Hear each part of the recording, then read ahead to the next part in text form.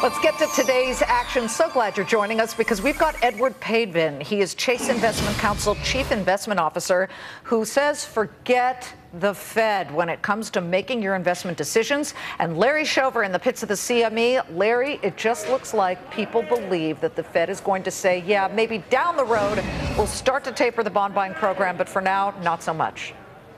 You're probably right, but right now the market's gaze is clearly focused on the FOMC. But we need to remember that a lot has broken down. That narrative where QE is good and tapering is bad, that's disconnected, that's broken down and eroded over the past 6 weeks. Let's keep this in mind. I mean, this has been on the table for 6 weeks, and the stock market's been in a very, very broad but comfortable range. Look at treasuries, look at gold. That's not pointing towards a dovish Fed right now. However, the stock market seems to be accepting the fact that, hey, we might have some tapering towards the end of the year, and that is okay. Well, Edward, you like what Bernanke has been doing quite a bit, but you do see the risks of this policy, as frankly, some people who are even bullish on Bernanke inside the Fed do. For example, we're beginning to see synthetic CDOs again, other kind of financial instruments that were partially led us into the crisis the last time. Yeah, well, first of all, thanks, Liz and Dave, for having me on. Sure, it's true that, this whole concept of easy money needs to end at some time in the near future. Like you mentioned, these synthetic CDOs or these exotic instruments are quite scary, and the fact that they're coming back in vogue is something that's telling to me. I view that this whole fear around tapering is somewhat misguided, precisely for the reason that if you go back to some of the old transcripts, Chairman Bernanke did say that we would need to see a more sustainable, real improvement in the economy before we saw any reduction in this quantitative easing. And when you look at some of the recent economic data, whether it's the ISM manufacturing with a reading below 50, to me, that's not necessarily an improvement in the overall economy. So I think that, we can just look through the announcement tomorrow. It's going to be hard. There's going to be some volatility. But by and large, I think that it's more of an issue for 2014. But Edward, is it fair to say that you wouldn't necessarily change your investment strategy on what the Fed will or won't do? That's correct. I mean, we're a bottom-up stock pickers. We're looking at individual securities that kind of have a technical profile that's attractive to us, a fundamental profile that's attractive to us. So we may take advantage of some of the short-term volatility tomorrow, trimming some of the winners or taking advantage of some of the weakness.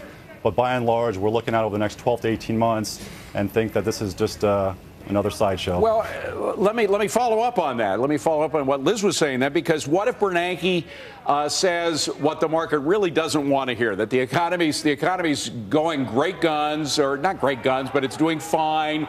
We're really now able to pull back. Wouldn't that make you change your allocations a little bit, Edward? Well, it's funny, Dave, because if you take a look at the Fed's funds rate, the futures, the market is already pricing in some sort of a tightening in the summer of 2014. If you look back 2 months, no one was even thinking about the fact that the Fed would tighten. And now, in the Fed's funds rate, you're starting to see some tightening being priced in the market.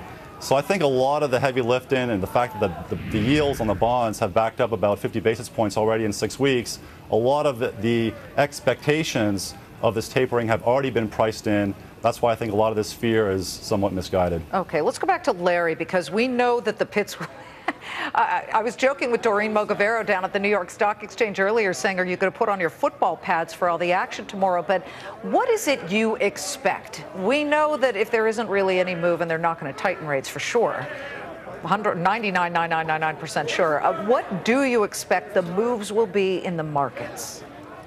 Well, we're going to continue to have some broad and volatile moves, but I think a lot of it depends on clarity that we receive from Ben. Is he going to talk about tapering versus tightening? There's a vast difference. Is he going to promise to us that he won't sell any of his balance sheet? Is he going to keep the ZIRP pledge in play for the next couple of years? If that gets communicated tomorrow, we'll probably continue to ratchet higher, a lot more than like we did today, but the whole drama will just be out of the market and will continue to drive towards fundamentals in the marketplace. All right. Well, with all this indecision, Edward, there are still some picks that you think will work because of the way the economy is evolving. We continue to see the evolving of technology, of the way people pay for things, and that's why you're betting on Visa. Give us more of a fill in there. Yeah, Visa is just a play on the continued migration of consumption from cash and check over to merchants. into online buying and electronic buying. Visa has about 22% of PCE. That grows about 1 to 2% every year. They continue to gain market share. And this is a name that's growing earnings in excess of 20%, trading for a PEG ratio below 1, which is something that we really spend a lot of time on from a valuation perspective. So Visa is definitely a name that we like. Ed and Larry, hold in there for a second. We do have some earnings that are coming in. We haven't had those in a couple of days from Adobe. Joe Kent-Ling has the details. Go ahead, Joe. Hi, guys. Earnings from Adobe just came out, and we have an earnings per share of 36 cents, which is a beat of the estimated 33 cents, and revenue was $1.01 billion, which is right on target. Now, what's interesting here is they also announced 100 million digital downloads in just over 2 years. This is a company that's trying to move away from its software products and go into the cloud. And on that note, their cloud subscriptions grew over 25% in the second quarter, bringing in about $230 million. David? Well, they are really on to the Creative Cloud adoption, definitely. And Larry Shover, as you look at this company, for the past 8 quarters, they have actually beaten. They've done extraordinarily well, but they've seen also, while they're profitable, they've seen net income slip over the past 4 quarters. As you look at a name that is certainly among the best in class in what it does, what do you say? It's jumping higher in the aftermarket session, which is certainly great for Adobe. Yeah, all I can say is stunning. My hats are off to management. I mean, we don't realize how hard it is to switch from a software sold in a box company to a subscription-based company. And then management goes one step further and creates 135,000 new subscriptions on their creative franchise in the first quarter. All these things spell great things for the company, especially a lot of people just looked the other way when they thought of like Microsoft. They weren't able to get it done. Adobe did get it done in grand fashion. Apple tried to kill it. I mean, Steve Jobs did not pick Adobe for several reasons. Right. But Adobe Flash, in fact, picked HTML. But in the end, Adobe lives and is alive and kicking. Yes, absolutely. And I think the management's done a wonderful job. You buy the stock because of the management. That's the biggest thing that most people don't look at. And they're doing a stunning job. I mean, maybe some of it is luck or being in the right place at the right time, but make no mistake about it, they've done something that many companies were not able to do. Okay, Edward, one more question before we go. A final question about what happens tomorrow. We have been trading sideways now for a couple of weeks, if not at least solidly for 1 week. Is that going to change tomorrow? Are we going to see a clear direction, either upwards or downwards? Dave, you know what? I think that this trading range is going to continue for quite some time. We're kind of modeling between 1750 and 1550 on the S&P between now and year end, which may sound somewhat hedgy and cagey. But I think it's going to stay intact because the multiple expansion that we've seen over the course of the last 6 months, I think is going to be somewhat capped, and we're going to need to start seeing some earnings improvement, some earnings reacceleration in the back half of this year to get continued stock prices higher. So Ed said this is a sidewinder market. That's what we have here. It's going to be that for a while. Thanks to both of you. Let me just mention here that I'm doing some prospecting on it.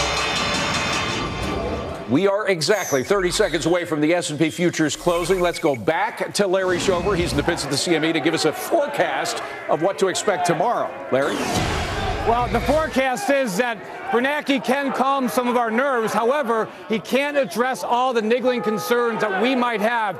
Fixed income valuation, he can't address that. He can't address some Lehman-like depression or depreciation we've had in some foreign currencies, or the fact that our deficit has gotten better, but we're still like over $900 billion this year.